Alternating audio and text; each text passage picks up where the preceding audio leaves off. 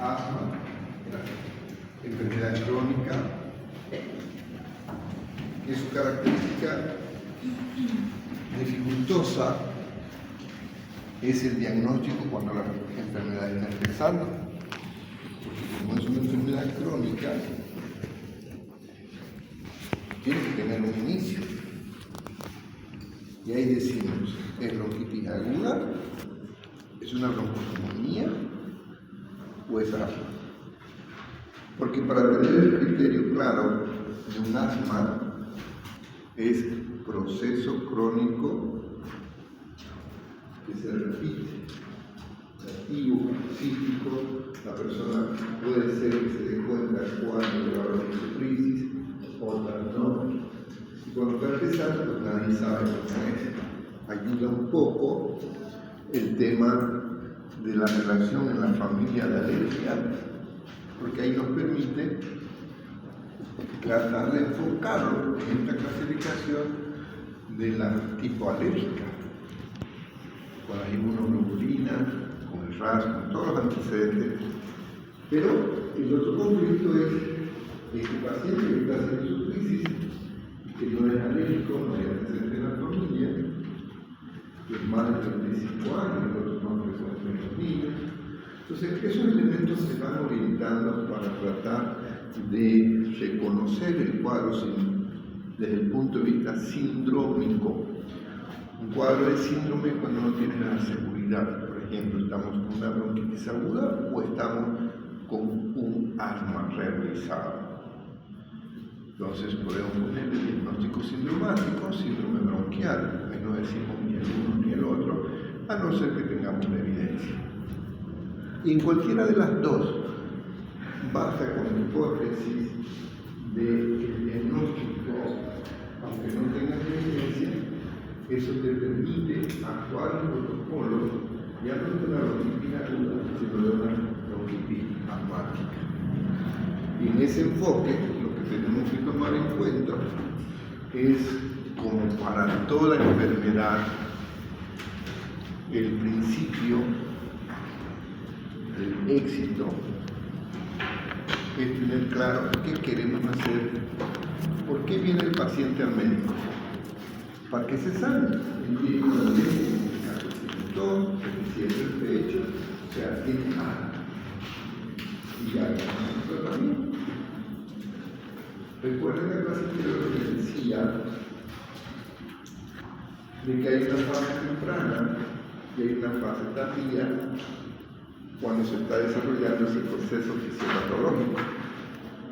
Y cuando tenemos suerte y el paciente viene de manera temprana o él actúa con la receta de manera temprana, ese cuadro puede mejorar. Entonces, ¿qué es lo que buscamos? Como es una enfermedad que todavía no la curamos, no la erradicamos, pero sí tratamos de que los cuadros de episodios de tos sean más humanos, que el paciente pueda hacer su vida lo más cercano a lo normal. Y siempre inician un tratamiento, como para cualquier uso del medicamento, el consentimiento informado hacia el paciente, indicándole que este remedio que vamos a usar le va a ayudar, pero puede ser que le dé algunas molestias, quizás las mencionamos las más comunes.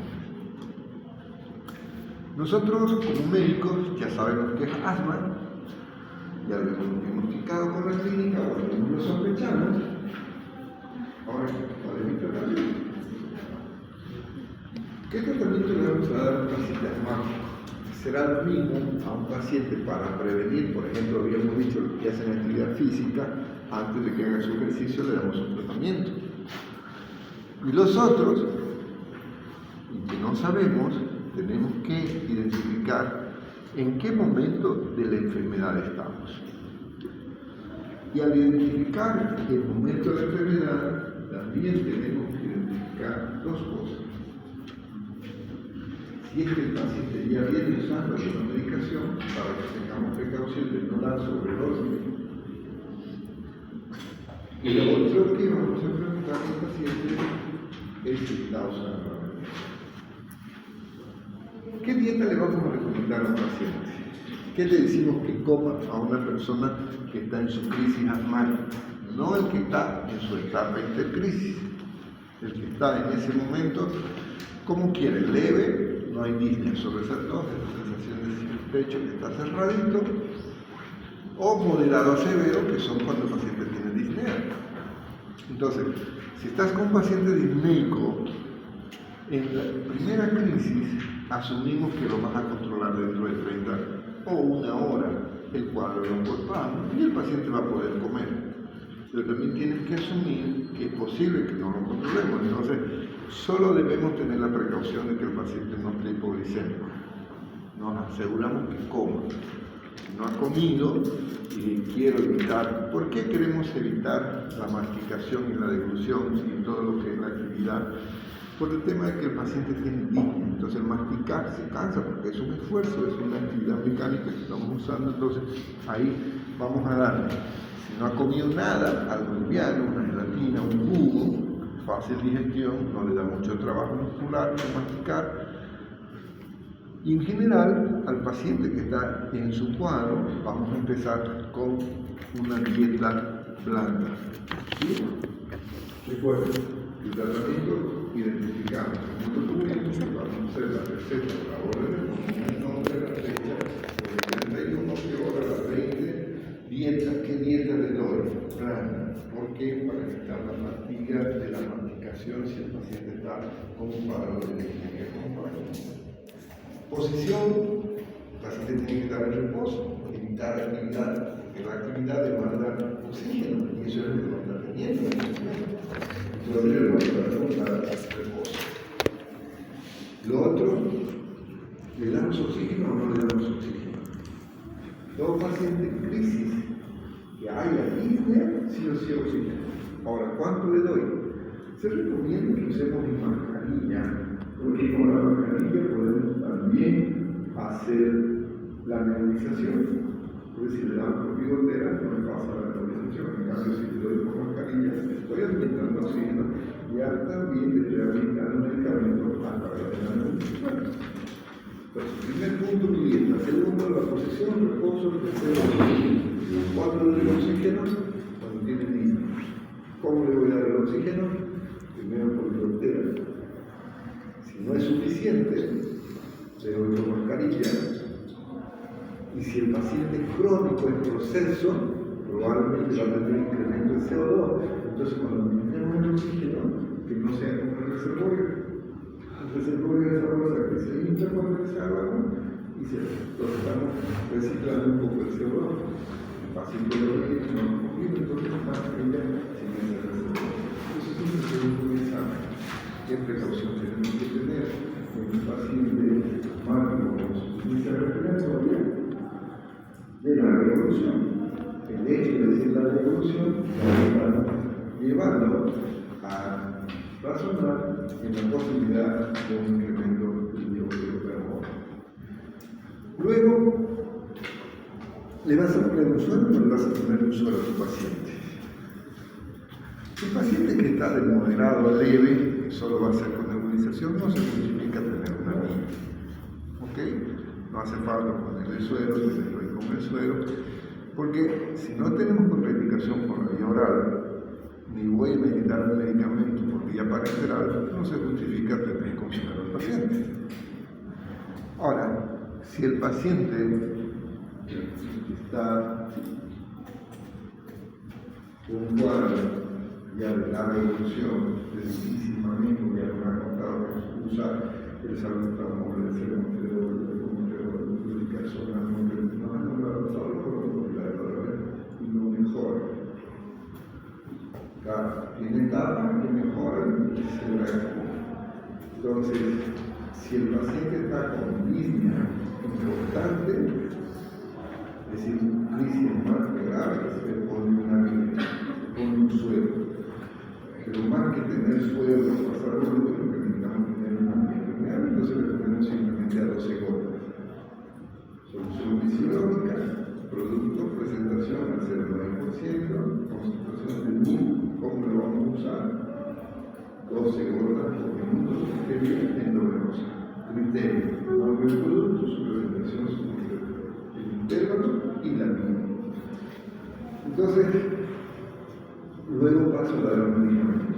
En los pacientes con crisis asmática, es decir, estamos en etapa de crisis, siempre la preferencia va a ser por vía inhalatoria, ya sea por nebulizaciones o ya sea por aerosol. Y ahí lo que tenemos que tratar de ver es tratar de que el paciente sea aliviado lo más rápido posible. Entonces, como en la fisiopatología vimos que hay broncoespasmos, los de tierra, por eso es que la vía es tratada. Entonces, nuestra primera línea va a ser los broncodilatadores, es decir, medicamentos que van básicamente a actuar en la relajación del músculo bronquial, con lo cual van a alterar. Pero también tenemos que pensar, no solamente ir a bloquear esa acción del broncoespasmo, sino a la causa. Entonces, como la mayoría son inflamatorios, liberación de gránulos, histamina, bradicilina, todo lo que explicamos ayer o la anterior clase, tenemos que también bloquear eso. Entonces ahí, en mi arsenal va a entrar un antiinflamatorio. Si no me responde estas opciones, tengo que tener otras opciones, que lo último que se está enfrentando son con los inmunomoduladores. Cuando vamos a usar estos medicamentos broncodilatadores, quiero que se vayan acordando estos términos. Sa, ma, la, va.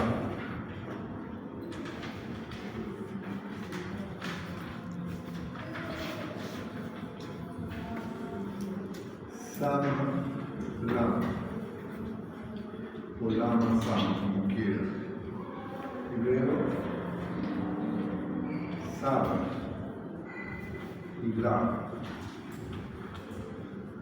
Términos que finalmente los encontramos en el guía, estamos viendo en la conversación, que son abreviaciones en inglés de los broncodilatadores. Uno los beta-agonistas y otro los carínicos. Por eso es que L significa long, larga duración en inglés, y SA, short action, antimuscarínico.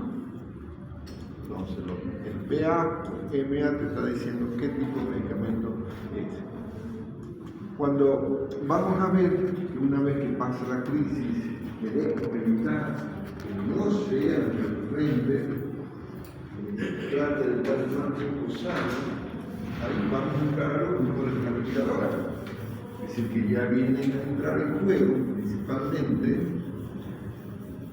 el antiinflamatorio más potente, que es el corticoide.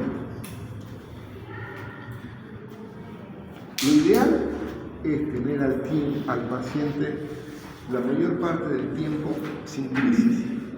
Si eso significa que tiene que estar tomando medicación por tiempo prolongado, hay que hacerlo, porque algunos pacientes le dan el tratamiento, se sienten bien y ya suspenden. Pero no estamos tratando la crisis, queremos tratar de mantener, bloquear esa reactivación, especialmente cuando lo conocemos. De ahí que no hay una receta específica, pero sí en esta tabla nos podemos ver la mayoría de los medicamentos más comunes que usamos, por ejemplo, el salbutamol. Entonces, ¿qué es lo que vamos a ir a tratar? Principalmente relajar la musculatura, además de las otras acciones, ¿no? Entonces, el ideal inhalatorio.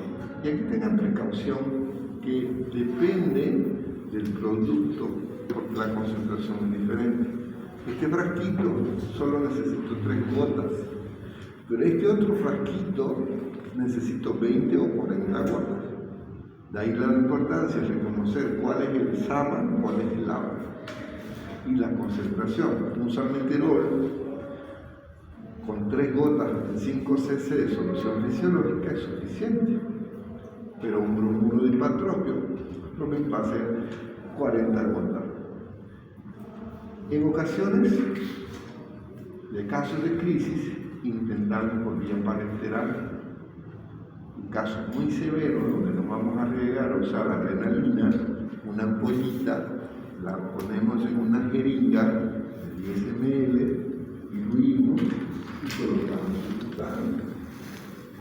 Las dosis que van muy bien, 0,3, 0,5, 1, y siempre atentos a los efectos adversos de taquicardia, temblores, arritmias. De ahí que tengo que escoger qué le doy, una acción corta o una acción prolongada. En general, para las crisis, hoy la tendencia es usar de acción prolongada primero y los de acción corta para soporte o para apoyo.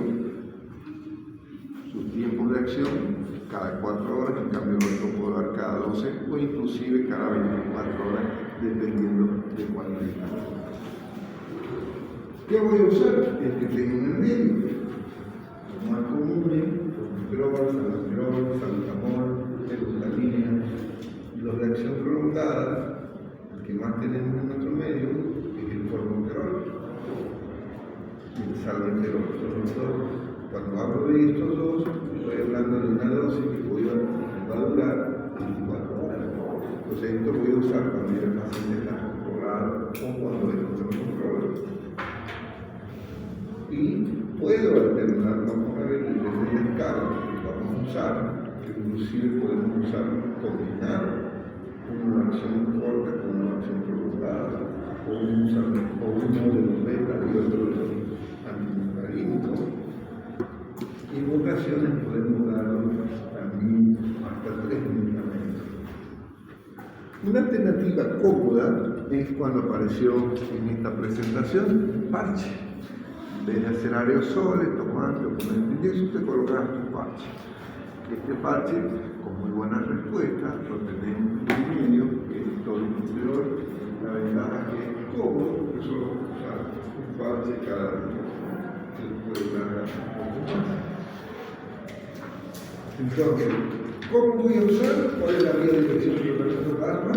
Inhaladores, recuerda. En caso de crisis severa, subcutánea hasta que le ponga un suero, porque es más rápido tener una subcutánea, la adrenalina, que ponerla en lo que se toma tiempo hasta terminar de la vena.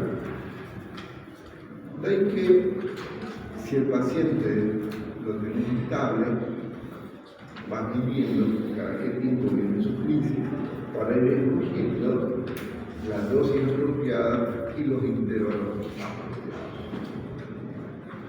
Pero fíjense este dato, por lo que recomendamos cortar los medicamentos, que el uso continuado de estos medicamentos influye de manera negativa, lo que hace inevitable que el paciente tiende a hacer crisis más frecuentes. Uno dice, es raro, si lo estoy usando para evitar la crisis, porque cuando lo uso por el tipo de grado. Entonces nos damos cuenta que ya el paciente no le hace nada y más bien sentimos que cuando le damos empeora.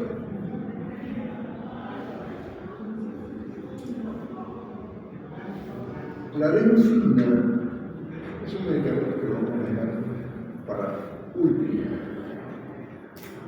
Es de última línea por sus efectos adversos que tiene. Puede ser muy incómodo, inclusive hasta riesgoso para la vida del paciente.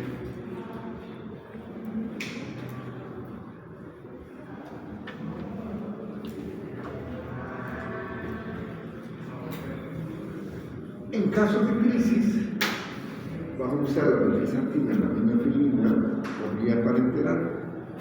Primero vamos a usar una dosis de ataque, 0,6 miligramos por kilo peso del paciente. Vienen ampollitas, las preparamos.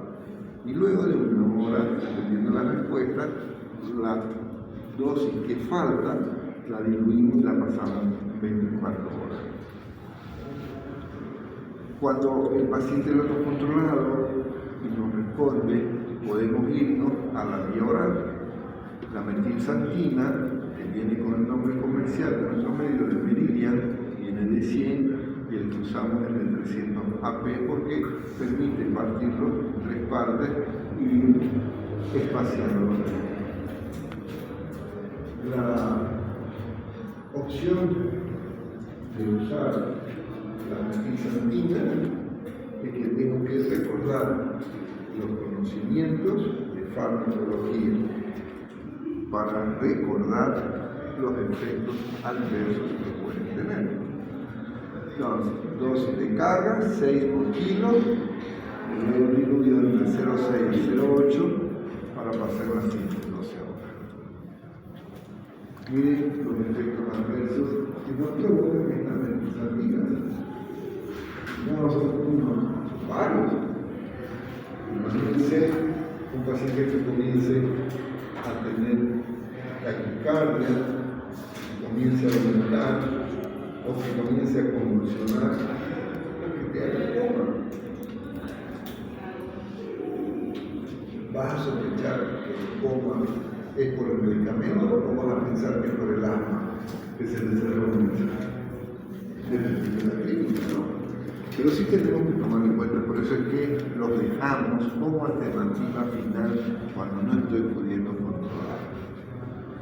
La vía inhalatoria, buscamos tener un efecto broncoselectivo, el tiempo de acción no es inmediato, no es como la adrenalina, eso tenemos que esperar entre media hora y media.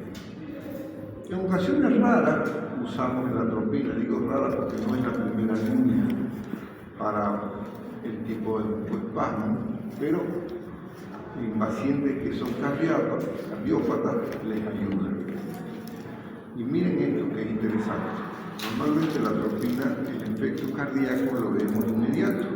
A los segundos ya uno comienza a ver la frecuencia cardíaca que se eleva. En cambio, esperar la respuesta de mejoría del broncoespasmo no es inmediato.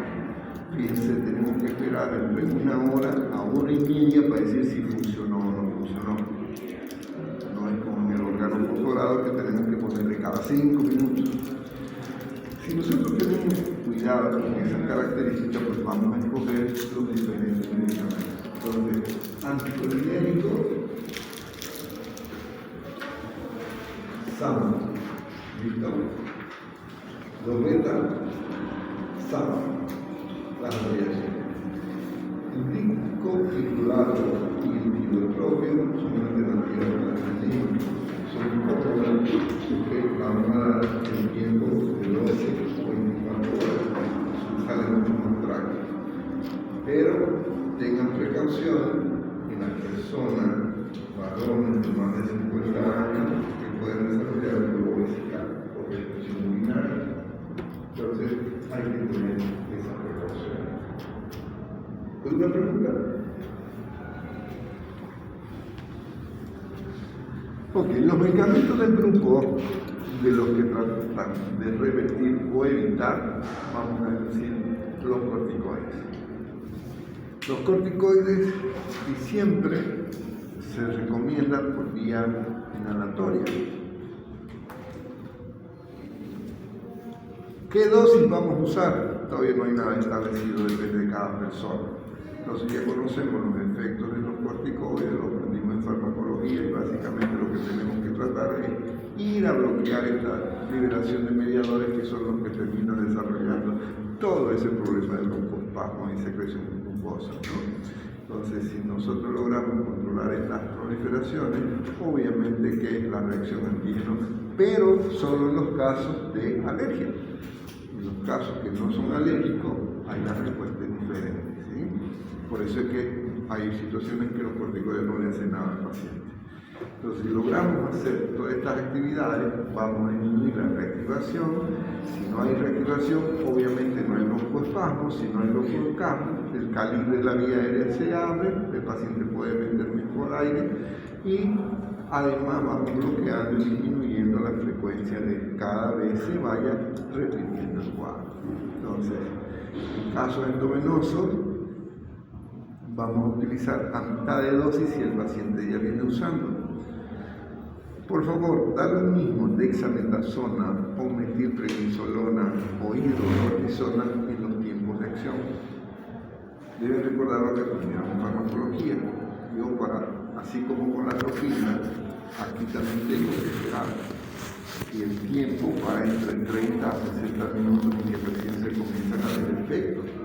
De ahí que cuando andamos con un paciente en crisis cianótico, nos desesperamos. miligramos, le ponemos una dosis, a los 15 minutos otra dosis, no es dosis dependiente, necesitamos tiempo para provocar la metabolización. Entonces, en casos cuarentenales, y los cortisona es una alternativa fácil porque la tenemos más rápido para encontrar, y vamos a usar 100 cada 6 horas o 8 horas dependiendo de la respuesta. O vamos a usar dexametasona por vía oral, vamos a ver las dosis siguientes. Ya hemos hablado de esto, los efectos adversos que aprendimos en farmacología y que a largo plazo, además de la osteoporosis o la diabetes que puede desarrollar, tenemos que tomar en cuenta los daños en nuestra carne. El hueso comienza a presentar zonas como si tuviera una osteoporosis. Lo ideal es no tenerlo por tiempo prolongado, pero no siempre se puede. Fíjense, primera alternativa que tenemos nosotros cuando usamos es combinador. ¿Cuál queremos usar? La recomendación es más fácil de encontrar, dependiendo de la farmacia privada. O podemos usar insulina, fluticasona, los fumigrenos, pero evitamos las parenterales todavía, a no ser que lo tenga el paciente en la camilla. Si lo tenés el paciente en la camilla, mejor respuesta con dosis alta es la metiprenisolona. Estamos en esos ataques, vamos a usar 1 miligramo por kilo, entre 60 a 70 miligramos, y vamos a tomar en cuenta cómo lo voy a usar, o los destinos, ¿sí? Con esto, si logro toda esta acción, esa respuesta del medicamento, pues vamos a hacer desaparecer los glofamos. Si no hay glofamos, no hay que ir al paciente. ¿Okay? Otra alternativa, hidroglucato o metformino, este usamos también por vía inhalatoria de 4 a 6 semanas. Este grupo de medicamentos actúa mejor donde hay especialidad de eso. Vamos a tener mejor respuesta. Bloqueamos todo este proceso inflamatorio, mejoramos todo lo que es igual que con los medicamentos. Pero, ¿qué pasa? Que mientras lo estoy tomando comienzo a tener más eficacia. Es decir, en vez de ayudar, me está haciendo un antagonismo cuando no corresponde y tengo que estar atento para suspender. La dermatitis la tomamos como alergia y a veces el paciente, cuando estas similares son muy escasas en intensidad, hay opresión torácica porque el paciente está con un golpazo severo y no está pudiendo. Entonces, fíjense, todo medicamento, la mejor manera de saber cómo está yendo a tu paciente con un remedio es estar atento cómo estaba cuando le diste los medicamentos, cómo está después. Lo que está presentando es lo esperado del cuadro de su enfermedad o lo que está presentando está relacionado con el medicamento. Entonces, vamos combinando acciones, productos y vamos, por ejemplo, los de nutrientes. Disminuimos broncoconstricción, edema, chao, mejor respiración. Entonces, a veces tenemos que combinar con corticoides o con broncodilatadores, porque supuestamente tratamos de bloquear todo este mecanismo también, que es el que va y favorece la broncoconstricción cuando tenemos suerte. Pero no siempre tomamos a los pacientes como exitosos.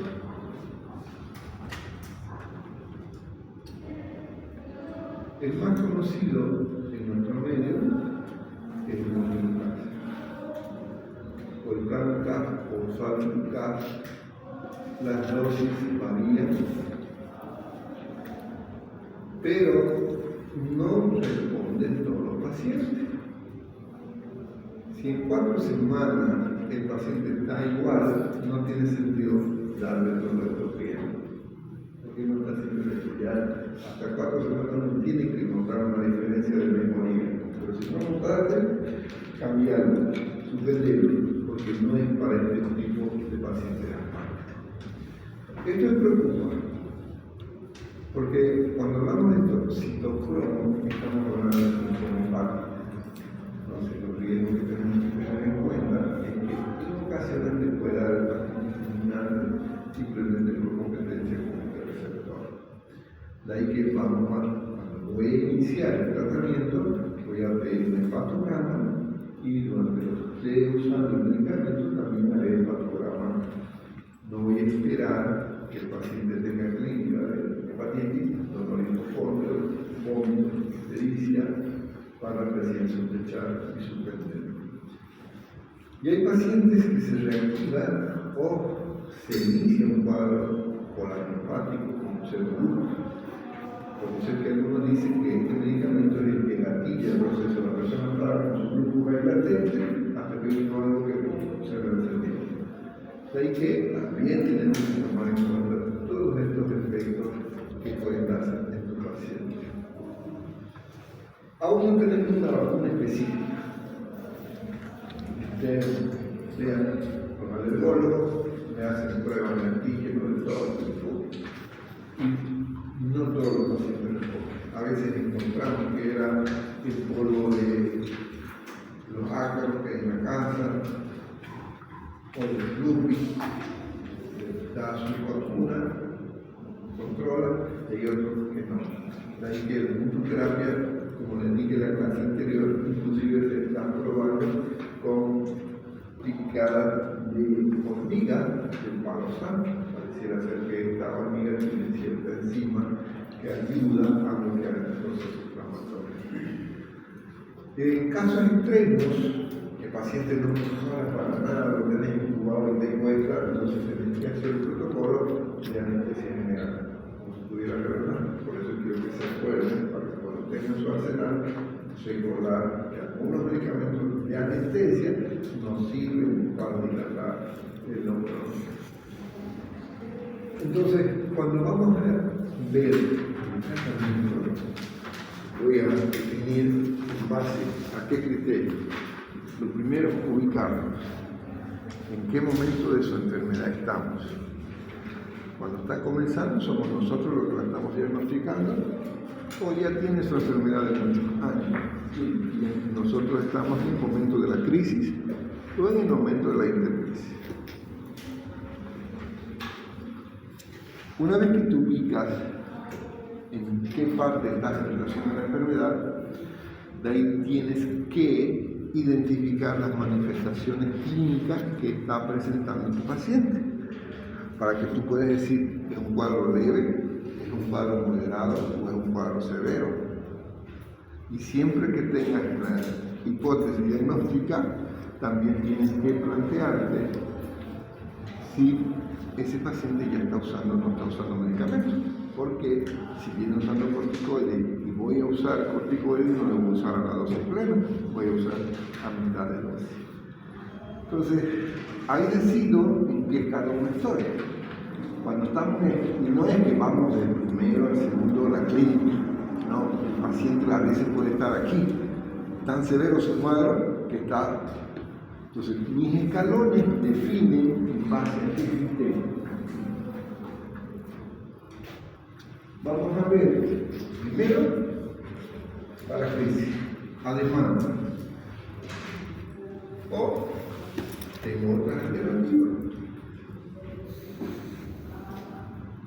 Un paciente con escalón 2 tiene disnea o no tiene disnea. Puede tener, dependiendo del momento, el escalón, lo que estamos diciendo es ya en base a los medicamentos que vengo usando. Entonces, mi primer escalón puedo usar como sábana o un lado. Y de preferencia, pregunto un examen. El primer escalón, la crisis asmática, ¿cuál prefiero utilizar? ¿O cuál recomiendo?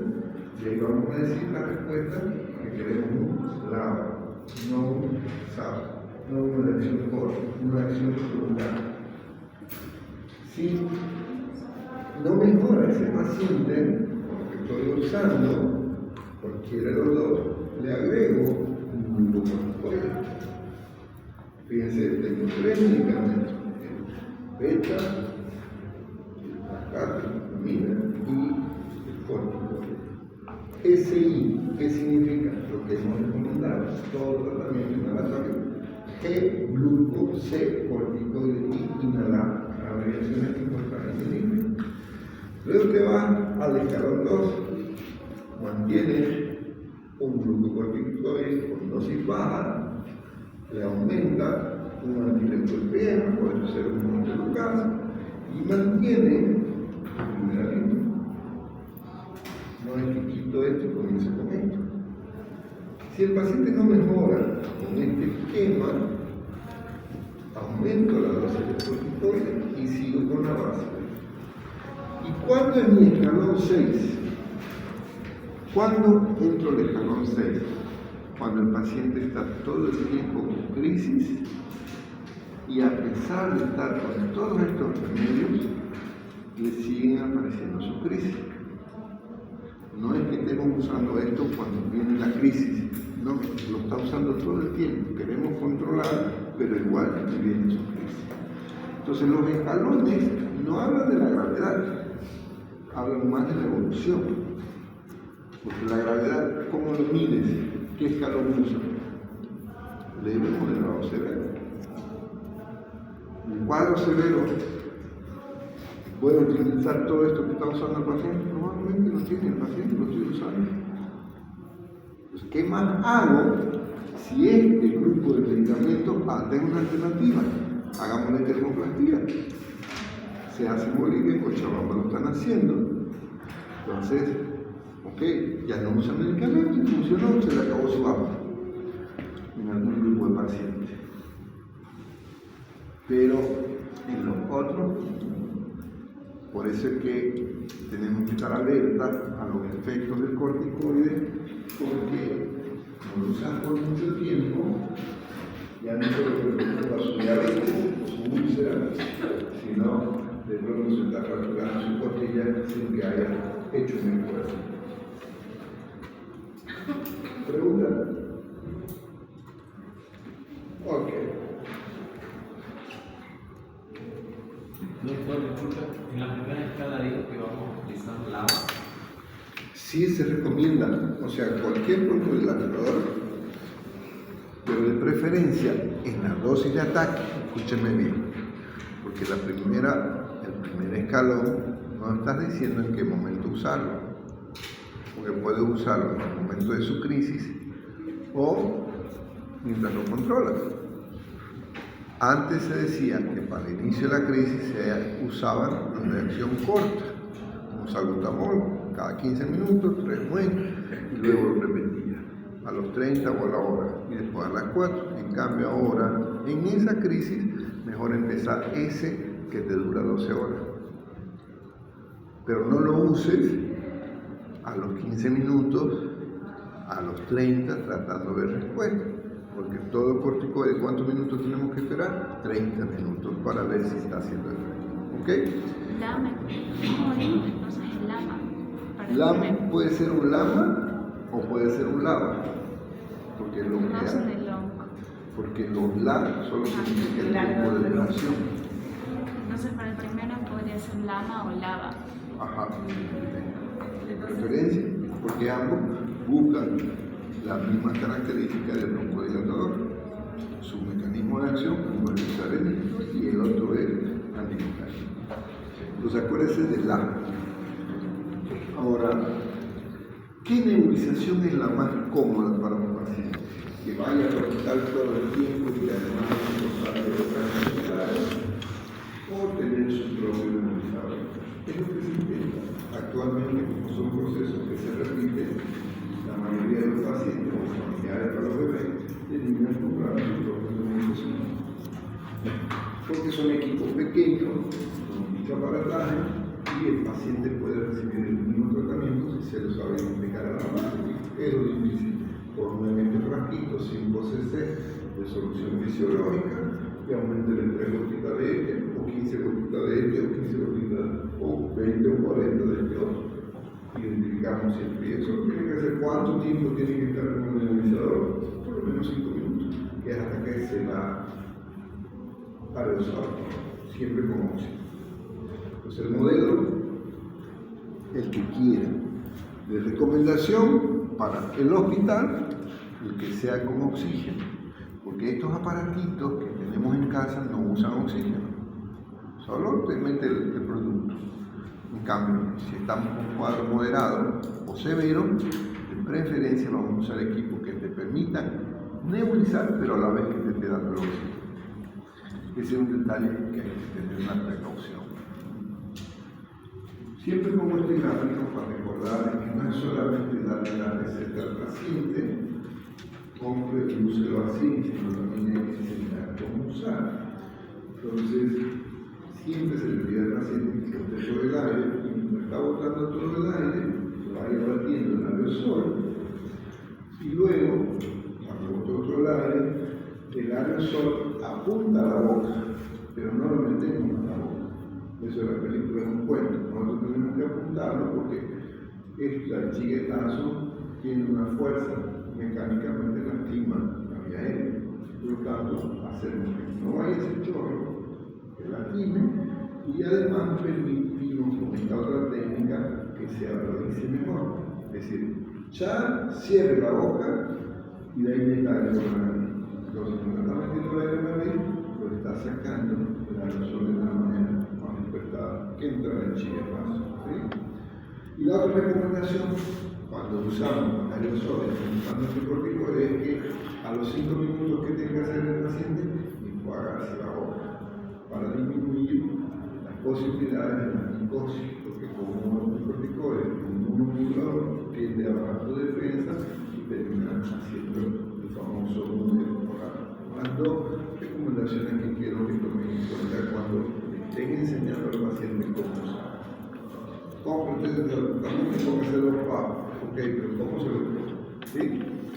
Ahora, lo más importante para nosotros como médicos es definir qué tan grave está el paciente.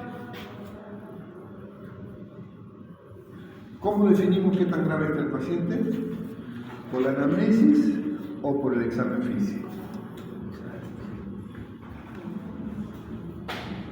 ¿Cómo te das cuenta que un paciente está bien cuando más o menos como infección, no?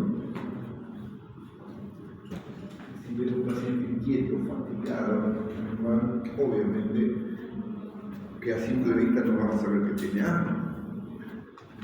Tenemos que hacer anamnesis para saber si tiene asma. Pero qué tan grave está, no necesito hacer anamnesis. Mejor identificamos los signos. ¿Cuáles son los signos? Alteración del estado, cianosis, taquipnea y activación de los músculos accesorios. Como este paciente es leve, le viene su crisis, pero puede hacer su actividad, pero le está viniendo muy seguido, una vez a la semana, 2, 3, hasta que viene la noche. Entonces, pasa al criterio de persistencia. Así que sí, entonces lo controlo no solo por la clínica, sino también por el PEF. ¿Cómo tengo el PEF? ¿Qué método complementario tengo el PEF? Espirometría no se olvida, siempre hay el método complementario que vamos a usar, siempre va a ser la espirometría. Entonces, cuando es persistente, mi tratamiento tiene que ser diario. ¿Sí?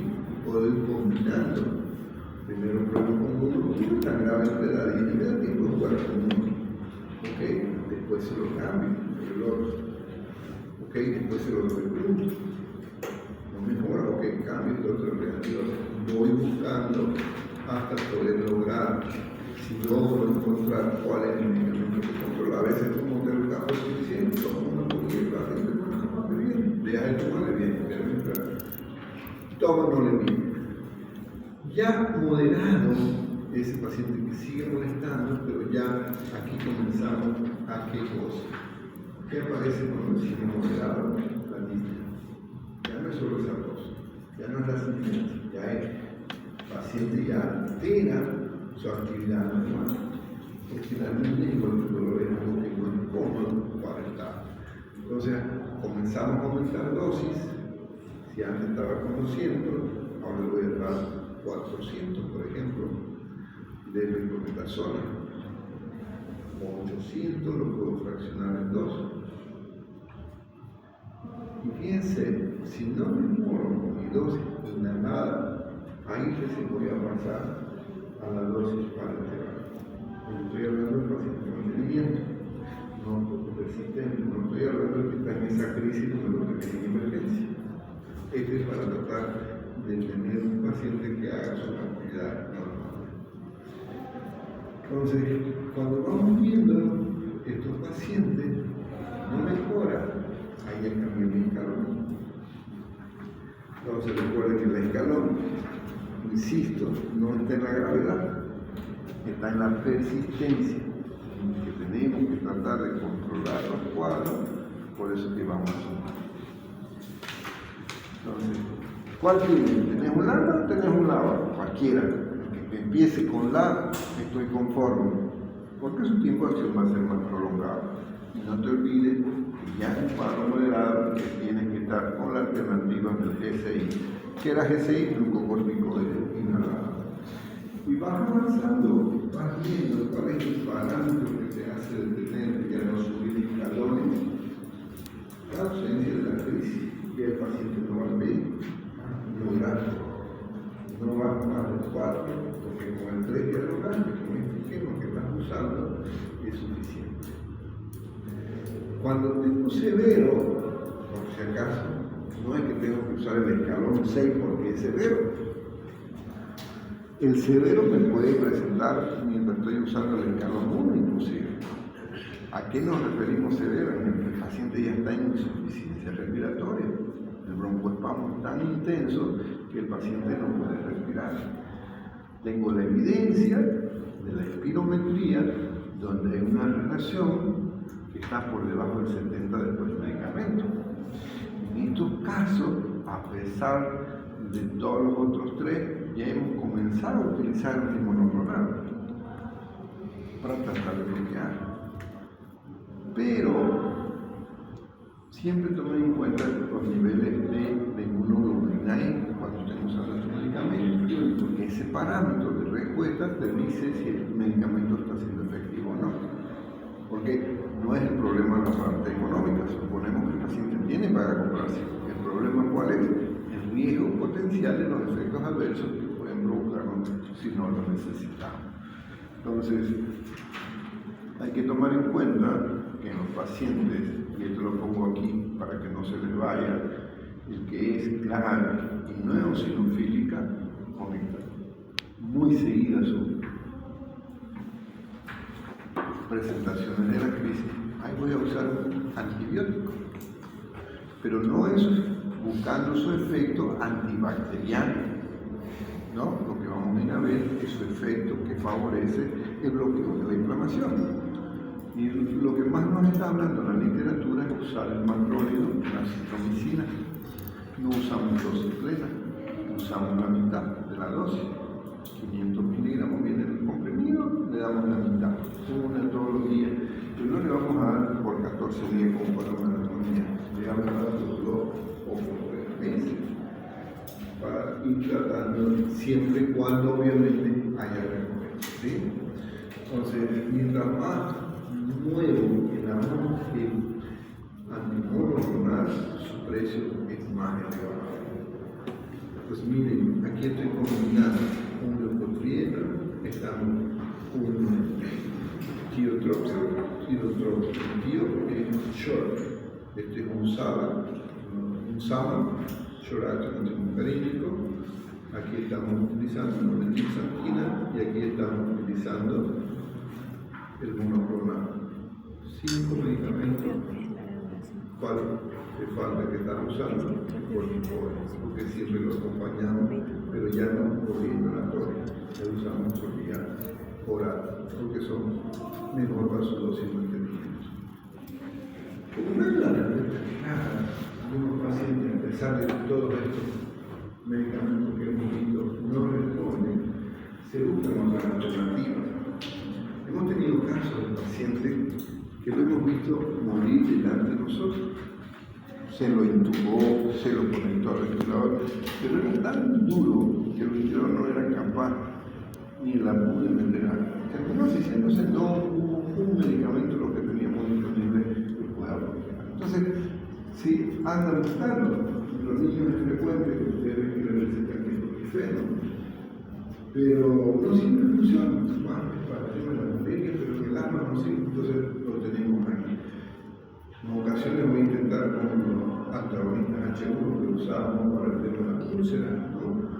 O medicamentos antineoplásicos como el metotrexate, o ir a apoyar con inmunoglobulina.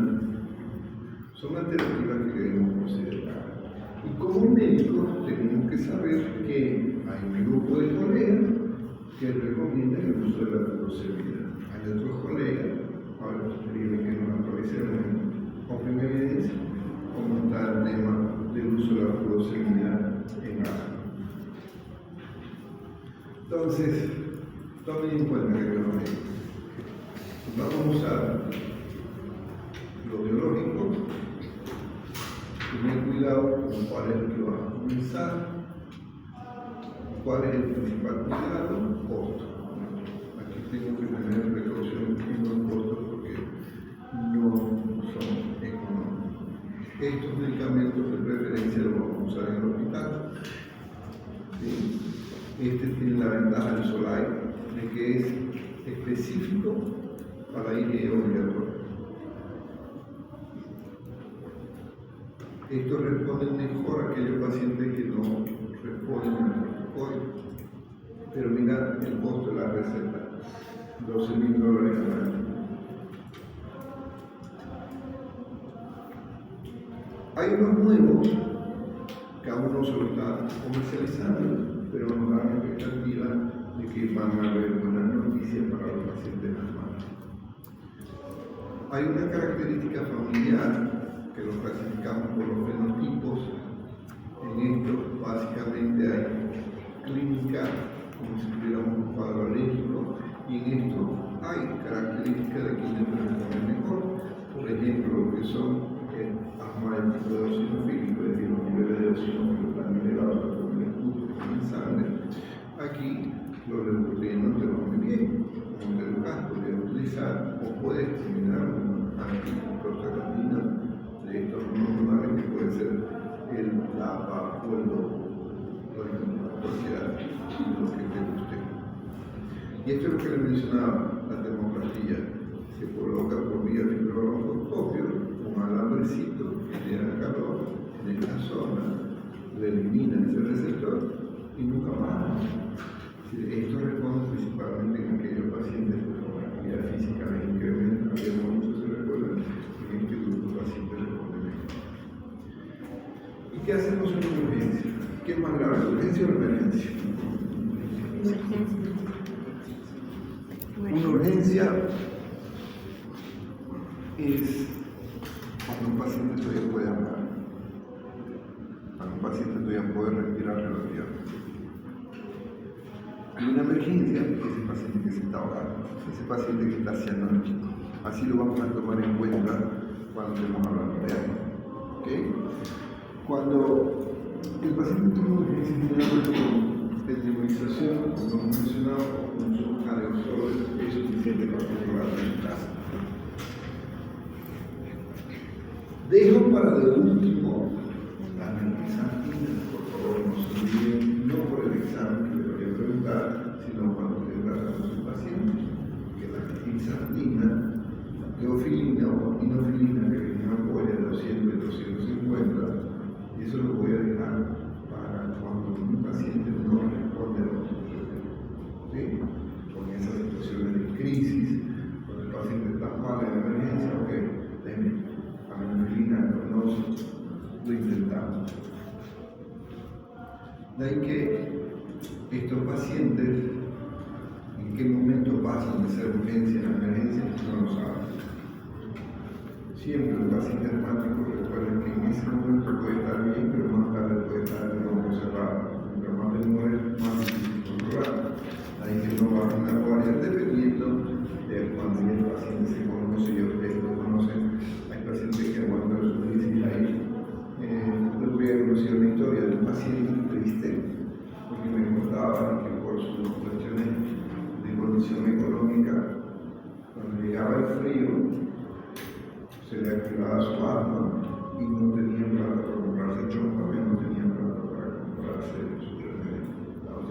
todo el día no aguantaba y dice, lo triste estar sentado en la ventana para que le entre más aire.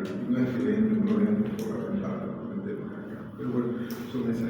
Y otra alternativa, en esta desesperación que tenemos ahí en la emergencia para que el paciente pueda respirar, es combinar el oxígeno con el helio, como el aire más delgado, ese que vemos en la tele siempre, como respiran, nos hacen cambiar la voz para que no escuche como un payaso. Entonces su concentración puede ser 80 de oxígeno y 20 de helio, o casi mitad, un 60-40, para tratar de controlar. Habitualmente no lo usamos de uso rutinario y no todos los hospitales lo tienen. Entonces, les había mencionado que ese paciente grave que no puede solucionar, ¿qué hago? Llamo a la institución. Ok, relájemelo, porque también póngale su talado. Ok, cuando voy a usar la anestesia, sí tengo que tener todo para actuar. O podemos utilizar el alotano. Ese alotano que casi ya no lo ven vivo, ese alotano como entra al quirófano, una vez con una reconocer, porque es rico. Se acercaron, el paciente está anestesiado y él bota la alotano. Pero cuidado que pueda gustar, porque es adictivo.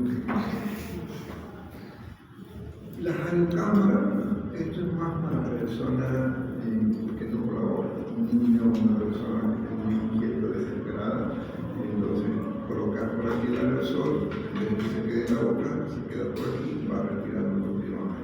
Estas son las famosas radiocámaras comunicadas. Y en ocasiones, cuando estén en provincias, si necesitan una radiocámara y no hay, los $20 de reina o el producto, agarren una botella de un litro, la cortan por la mitad, evitan que tenga pastillas en lo que no vaya a cortar y lo ponen en la aerosol por aquí y lo hacen respirar. Eso cumple la misma función de la radiocámara. Entonces recomiendo la guía, que hay diferencia del 2023 al 2025, es una tarea para ustedes. Para la siguiente clase, los que quieran su punto extra, me traen, entran. Recuerden que en primera clase les dije que vamos a apoyarnos en la inteligencia artificial para que por favor haga lo bien. Entonces entran en Open Evidencia y te preguntan diferencias entre GINA 2023 y GINA 2025. Ahora, siempre que nos da la pauta de que estamos controlando una enfermedad son las actividades del paciente normal. Ya puede hacer ejercicio, ya puede dormir mejor sin despertar con el todo. Entonces, esos son los ideales para que logremos. Entonces, tratamos de ajustar las dosis cuando conocemos, yendo por escalón, dependiendo de la respuesta que tiene el paciente a los diferentes esquemas terapéuticos que se ha presentado. Entonces, para ver qué hago, la pregunta que hacemos es qué viene haciendo el paciente. Tengo que tener los datos de que ya el paciente usaba este esquema con este corticoide, con este, etc. Pero no confundan qué escalón usar cuando tengan un paciente con una crisis. Porque el paciente que está en el escalón 1 puede presentar una crisis severa. Y el mismo paciente que está en tratamiento con el escalón 6 también puede reactivar y presentar una crisis severa. Entonces, no vayan a confundir. Generalmente los que no vienen en clase confunden porque creen que mientras más grande el escalón es para más gravedad del paciente. No está en relación de ese aspecto. De ahí que, si nosotros logramos estas metas, nuestro paciente esté en esos parámetros, que ya puede dormir bien, que puede hacer sus actividades, que puede correr, que puede comer, ahí decimos tener un paciente controlado. Pero, ¿cuánto tiempo va a estar el paciente con tratamiento? Ya lleva 6 meses que no se presentó la crisis. ¿Le suspendo? O ya lleva un año y ha controlado. La pregunta que yo me hago, ¿se cura el asma? Hasta ahora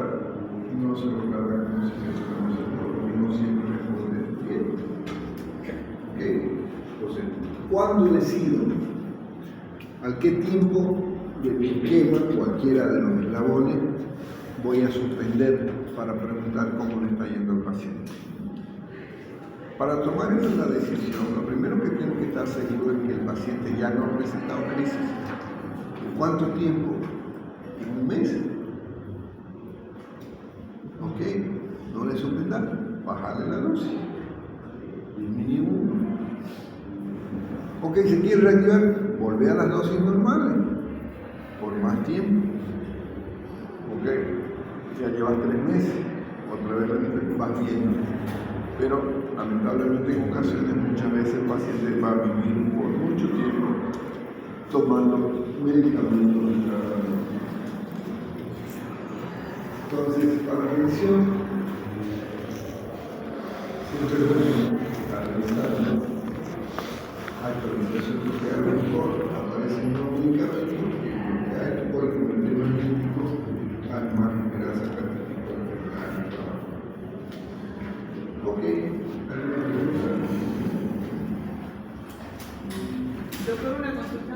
¿Qué pasa con los pacientes? Por ejemplo, hay un caso, puede ser una paciente que le da su crisis en tiempo de cambio de clima, digamos, ¿no? Ajá. Le damos ahora el tratamiento, como nos dicen, pero como en Santa Cruz, el cambio de clima, digamos, ¿no? En la época de frío dura muy poco tiempo. Entonces, es hasta que el paciente se mejore, puede ser, no sé, digamos, una semana o 2 y ya está bien y le quita el tratamiento. Ahí estás tratando la crisis. Ah, ya. En ese enfoque solo tratas la crisis. Pero ¿cómo evitamos que el siguiente solcito no devuelva lo mismo? Entonces, ahí tienes que tenerlo tu tiempo prolongado. Entonces, lo mantienes tomando medicamento, próximo sur, ¿te vino o no te vino? Allá no me vino. ¿Ok? Va jugando, o va bajando o va suspendiendo. Pero son enfermedades que no las controla la primera. Por eso que tienen estos eslabones, 6 eslabones por ahora, después van a ser menos o más, depende de las clasificaciones. Es porque no siempre te responden. Pero no todos los pacientes van a ese escalón. Hay pacientes que no necesitan ni un escalón. ¿Cuáles son esos? Los que son autolimitados. Sabe que le viene un poquito, se le cierra, pero el otro día sabe que va a estar bien, no toma ningún remedio. ¿A ese le doy el tratamiento para evitar que le vuelva? ¿Por qué no? De alguna manera tiene molestia, aunque a él se la aguanta, pero no es cómodo estar enfermo. Le doy la alternativa, porque no importa si es leve, moderado o severo, lo que queremos es que no tenga crisis. Entonces, por más que su molestia sea tolerada y no le da riesgo para la vida, pero puede ser que en cualquier momento puede cambiar. Entonces, mejor es intentar cortar independiente de la gravedad. ¿Alguna otra pregunta?